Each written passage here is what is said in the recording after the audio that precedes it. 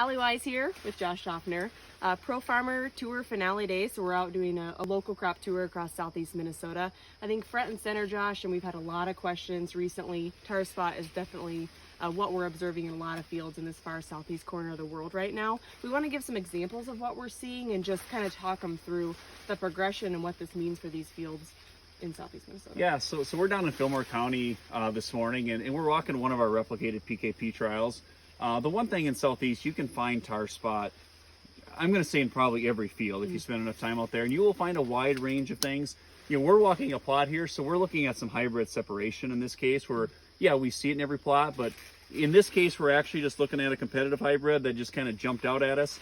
And we're just going to kind of walk through some of the things we're seeing, Allie. You know, what is kind of the lower leaf, the upper canopy, and maybe, you know, what's going to happen 5, 10, 15 days from now. And that's kind of the big question of fungicide, no fungicide, second pass, how late can we go? And maybe let's kind of walk through some of those steps here, what to look for and how to manage it accordingly. So I think for starters, if we start, you know, you're always going to look for tar spot, lower canopy, it's going to work its way up. Very similar to a disease like gray leaf spot.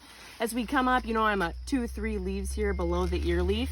We can start to see how these lesions coalesce or merge together, and eventually what that leads to is complete senescence of these leaves. But what we're most concerned about here, and Josh, I'll let you talk a little bit more about this, as we get to these ear leaves and above, we're seeing significant pressure, and that's what I think is of greater concern. Yeah, and one thing, like here, we look up the canopy, and yeah, if you pull the leaves down, you can see tar specks, but if you really look to the light, you see all the halos.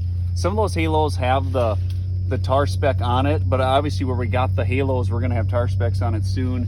And now we're looking at, you know, we're basically almost all the way to the top of the plant. And Allie, we have conditions, the moisture, we have rain, we have fog, we have dew. You know, kind of that $1 million question is this something that, could we still treat a situation like this? Could we not? A lot of questions around that, and even something you and I are trying to learn as we go along here, as we make some decisions of should we continue to try to manage this disease. Yep, and I'd say as you find these situations, if you do in your fields, please reach out to us or your local sales rep one-on-one. I think we want to talk through each situation individually to make the best decision moving forward.